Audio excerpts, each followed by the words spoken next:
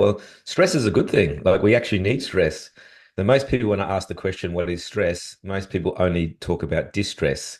I ask people to describe what is stress. They'll say words like overwhelm or overstimulated or tired or pressure or anxiety. So they only talk about the negative aspects of stress.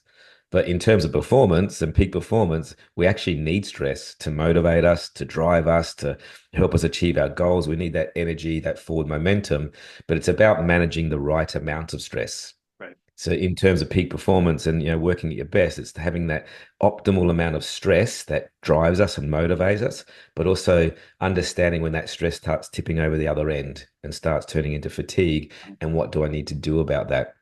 So I always say, manage your stress on a daily basis, not a weekly basis. Don't wait to the end of the week to, recharge your energy. Manage your stress and renew your energy on a daily basis. I even go further to say every couple of hours. And what does that mean? Like I said, there's that sweet spot of stress where it's just the right amount of stress to perform at your best. That means the research says that we can only really operate at our best for periods of 90 minutes to 2 hours. That's it. Like after 2 hour mark, you start losing cognition, your problem solving skills are compromised, your decision making skills, your energy and vitality starts waning. So instead of trying to charge on through with more coffee and stimulants, take a break, like have a break for 5 minutes or 2 minutes, and then your next 2 hours will be more productive. So it's really about finding that optimal window on how you operate at your best with just the right amount of stress, because it's great. We need stress. And also listening to the cues when you start dipping into that distress and do something about it. It's interesting because the more people I talk to, that optimal time period reduces. Somebody told me it was like, oh, during the day you have 5 hours of peak time, and all of a sudden it's 3 hours, and now you're saying it's an hour and a half. So the thing Yeah. is, how does one like we usually deal with that negative stress, and how do we change that negative stress into more positive or at least neutral?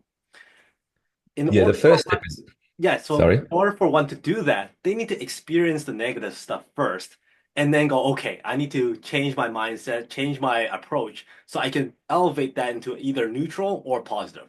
How does one do that? Yeah. Yeah. The very first step is self-awareness, like being aware of like I know when my energy is at its best. For example, there might be some people that are more morning people. So, do that harder cognitive work in the morning. There's some people that actually like afternoon work when they're at their best. So it's about finding your own flow state where you are, optimizing your performance, but it's about listening to the cues. It's about really, so the very first step is self-awareness. I always say you can't change what you don't notice. So you have to notice when you start losing cognition. Maybe you're making a few errors on the keyboard, or maybe you're just feeling a bit tired, or you can't come up with that answer or that response or that decision in that moment. It's like, hey, maybe I need to stop. Maybe I need to pause.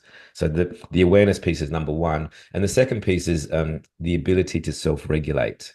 So the ability to have some sort of practices or some sort of tools and techniques, under your in your pocket that you can actually pull out. So, for example, I teach many people a 90-second breath break.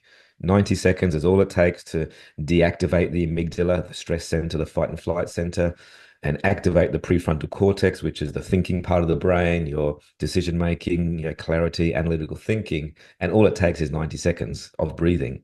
So, self awareness first, and then the ability to self regulate is number two. Aside from the 90-second breathing exercise, what else can people do to recharge?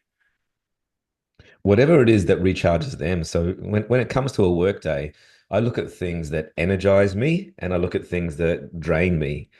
Sometimes it could be certain work that drains you. It might be a bit of admin work, or it might be certain clients that drain you. It might be certain tasks that drain you. But there's also things that energize you.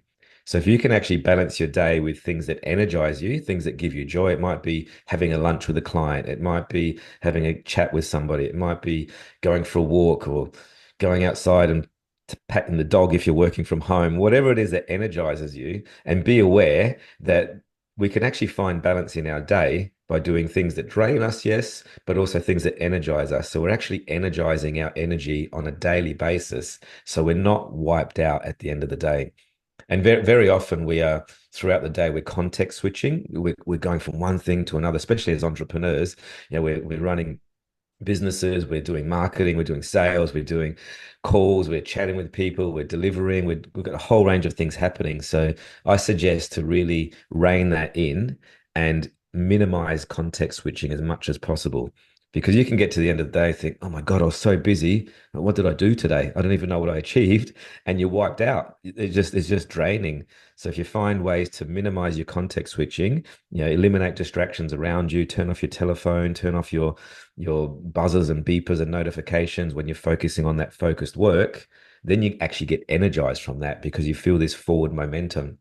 Because the two biggest robbers of our performance, number one is stress, so managing our stress on a daily basis, and number two is focus, losing focus.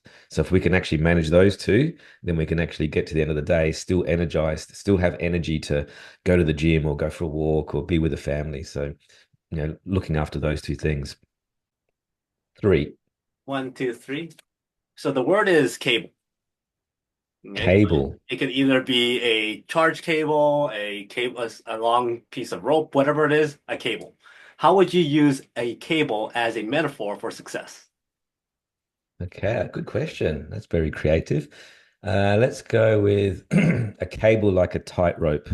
Like a tightrope is a cable going from one point to another, and there's always a chance that you're going to fall down. There's always a chance that you can lose, but it's this tightrope that we're walking there, and success is is actually along the cable. It's not the other end, the other side, because we're always chasing that thing. So actually, the success is actually finding that balance, and that goes with my work that I do. Finding that balance in your day, finding that balance on that cable, so you can actually just walk that cable and just about fall off, but get back on again. So success is actually the journey along that cable, Right. tightrope cable. So that's how success is like a cable.